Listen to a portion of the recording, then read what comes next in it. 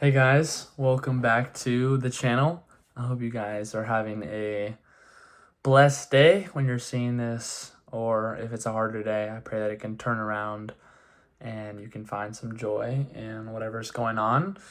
But as you've clicked on this video, this is chapter 10 of Ecclesiastes, guys. We are really close to being done, and this is something that is very exciting for me as we get to journey along into a new series, either from the New Testament and maybe Jesus or the disciples, or continuing in the Old Testament. But I think that I'm quite excited myself to move on because I feel like Ecclesiastes was a bit ambitious for a first series for me now that I look back and reflect on it, because it is extremely difficult for me to understand and it is filled with metaphors and things that are quite difficult to unpack. But you got to push yourself in order to grow in wisdom, understanding, knowledge.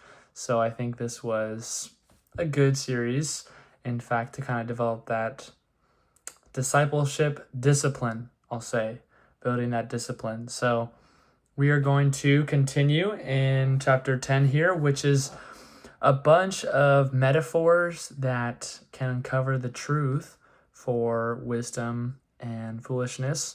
I think as a precursor to reading, I think a lot of us think of wisdom as older, wise people, right? We see them as elders or seniors and people who have experienced so much in life that they just have an abundance of knowledge to pass on. And we see foolishness as people who are, not to say the word, but, dumber, and they don't really understand things and they don't make good decisions. But I think that there's more wisdom and foolishness in our lives than we think, as I think a lot of us have made very foolish decisions in our lives that we probably regret. And I think that some of us have made some great decisions with some wisdom, either by ourselves or God giving us some godly knowledge to make some better decisions. But I think that wisdom and folly apply more to our lives than we think. So let's get into the reading, starting with verse 1. Dead flies make the perfumer's ointment give off a stench, so little folly outweighs wisdom and honor. A wise man's heart inclines him to the right, but a fool's heart to the left. Even when the fool walks on the road, he lacks sense, and he says to everyone that he is a fool. If the anger of the ruler rises against you, do not leave your place, for calmness will lay great offenses to rest. So let's start with that first verse here.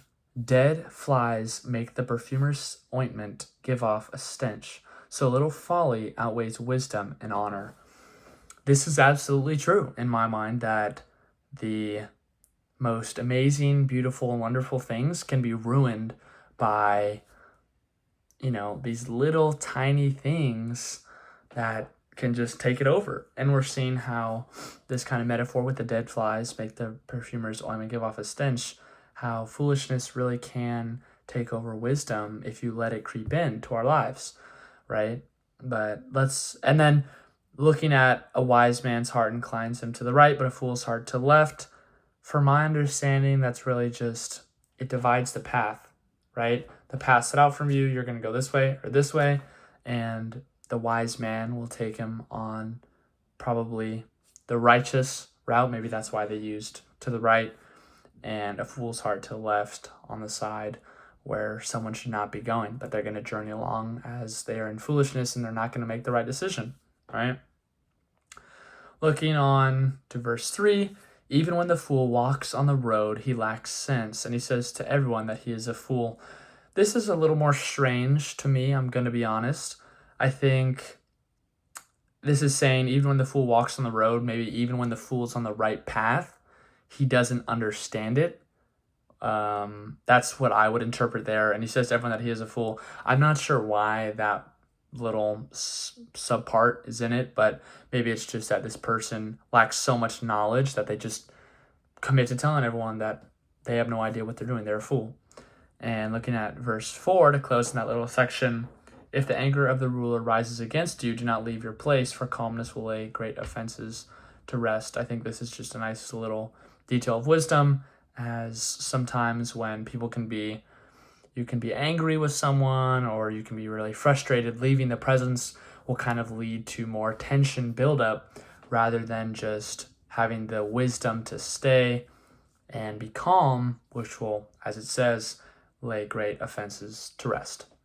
Okay, let's continue on in verse 5. There is an evil that I have seen under the sun, as it were an error proceeding from the ruler. Folly is set in many high places, and the rich sit in a low place. I have seen slaves on horses and princes walking on the ground like slaves.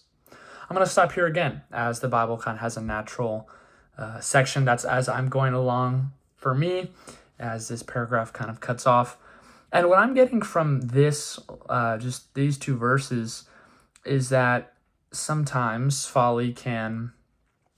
foolishness can make the world kind of seem upside down or kind of opposite of what things should be.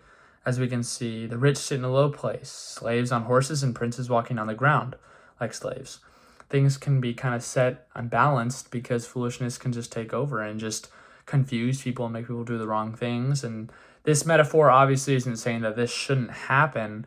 It's just kind of saying that weird things might occur with foolishness and not necessarily good things, right? And that you just kind of have to watch out for that a little bit. But it is a little more of an interesting metaphor with the kind of the flip of the social classes.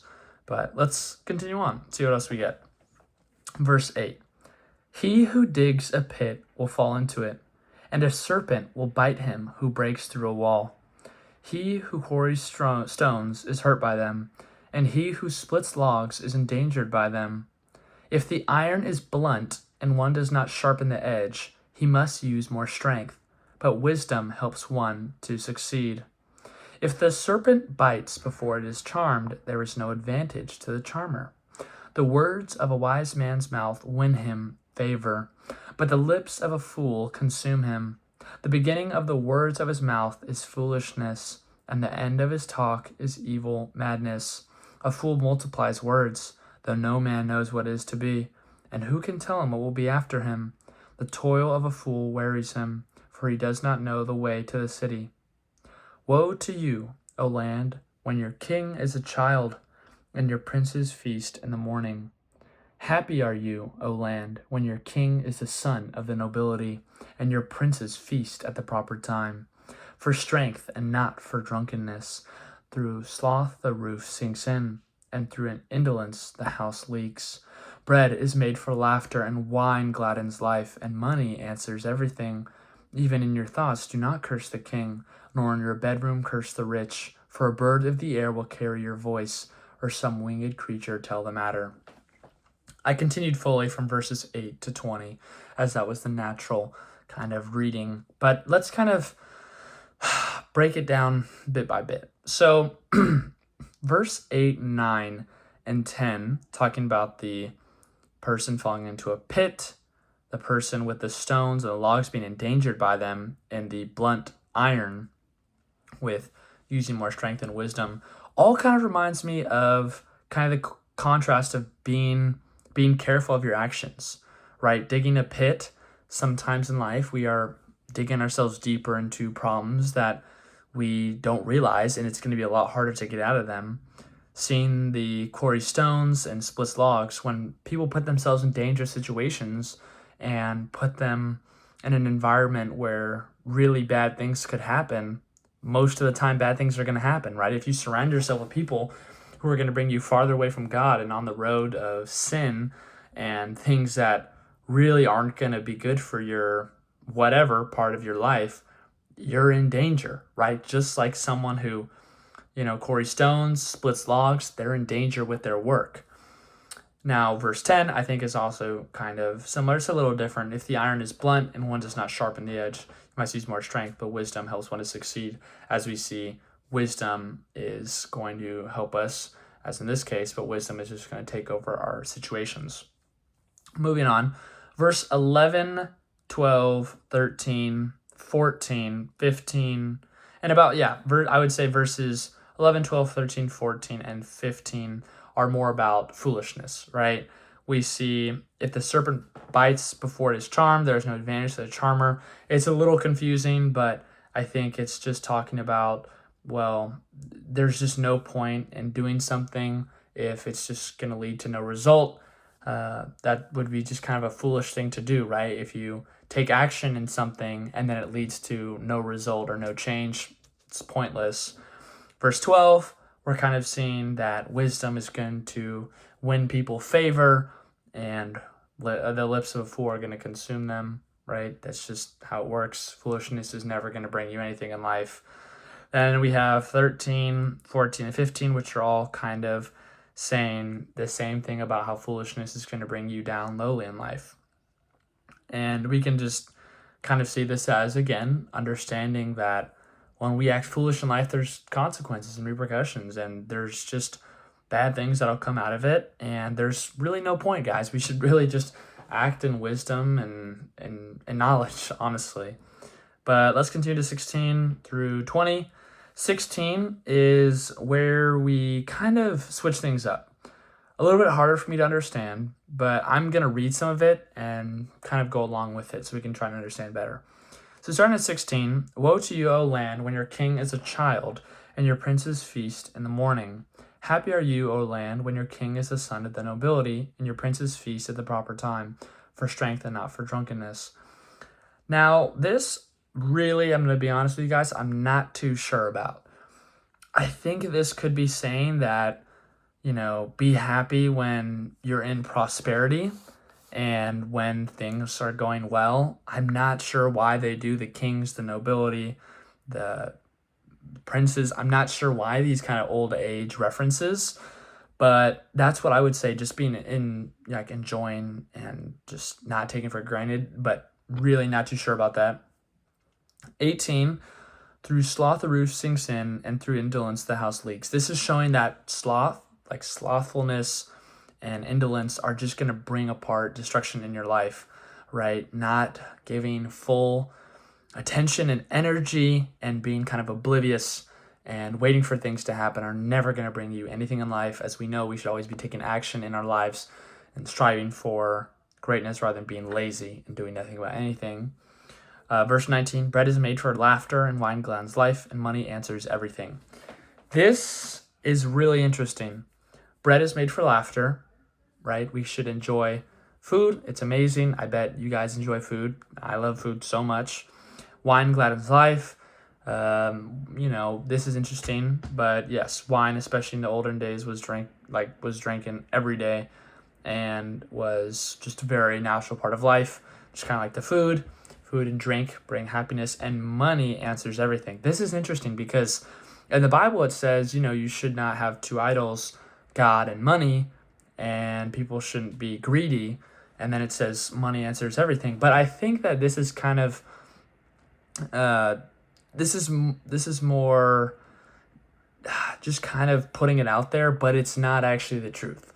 I think that this is kind of sarcastic, in my opinion, that it's saying that bread is made for laughter, wine gladdens life, and money answers everything. It's kind of giving this perfect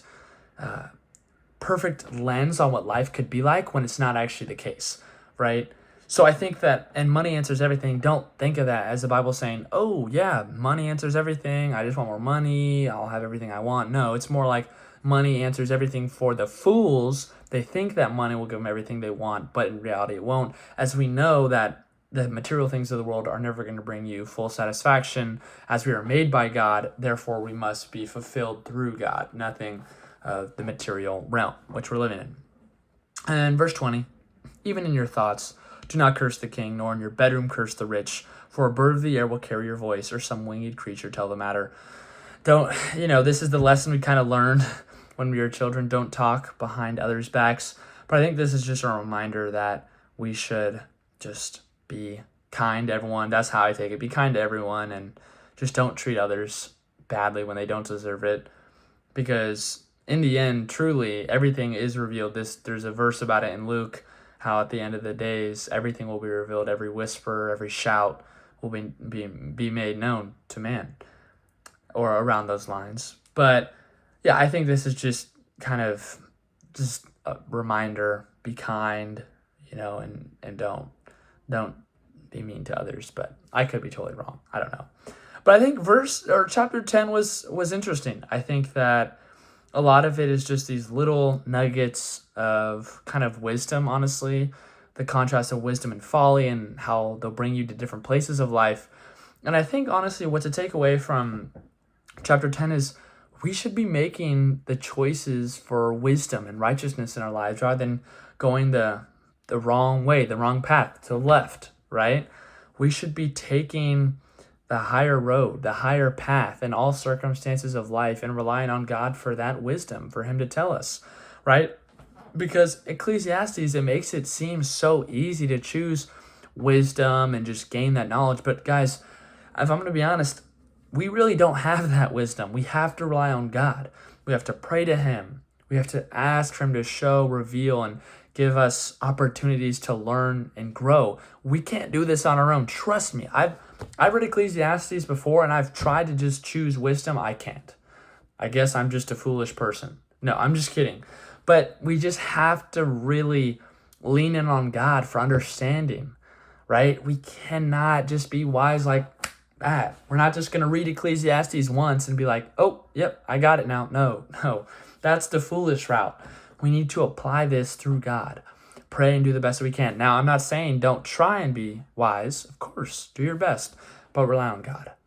So I hope, guys, you learned something new in today's reading and that you guys have a blessed day. I'm praying for you all, and I hope that you can just have a wonderful week and continue journeying in the faith with God.